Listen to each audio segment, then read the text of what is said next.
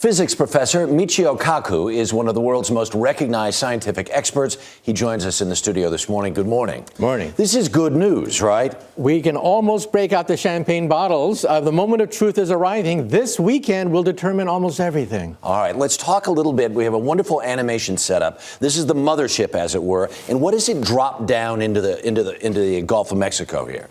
This is the cap. A lot of hopes rest upon this. We hope to plug up this blowout preventer right here, which is leaking up to 60,000 barrels per day. All right. Here's the cap, and these are siphons that also siphon off the oil. And here's the thing, this thing is like a blowout protector junior, right? It has a lot of the same mechanisms in it, correct? That's right. There are three valves here, two valves that are open and shut, and the third valve is like a dimmer switch. You can actually adjust it. So a lot of hopes are resting on this cap. Right. So this is all the way closed now. So when we look at that picture, we see no oil coming out of here, but what's most important is what's down here. This is what all the testing is about. Tell us what they're trying to test for.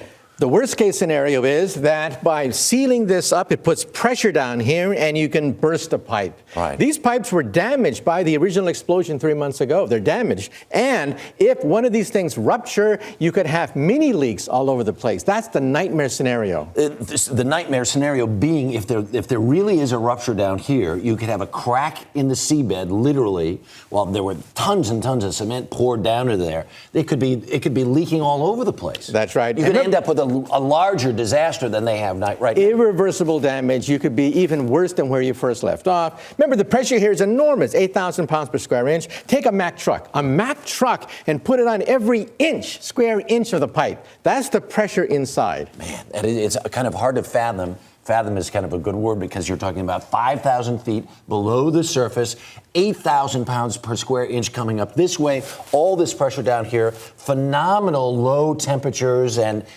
difficulties in dealing with all of this stuff. So that they got this done is in its own small way an engineering marvel. That's right. And we're going to cap the top and choke the bottom. It's going to be a 1-2 punch. That's how we're going to tame this monster. Right. In the end, though, what they're talking about doing, though, once these tests are done, is opening this up again, having a pipe that will be connected here, and then the oil will all be sent to the surface. That's right. And realize that this is just a temporary fix. Right. The gold standard is the relief wells that are being drilled down there. That works almost all the time. All right.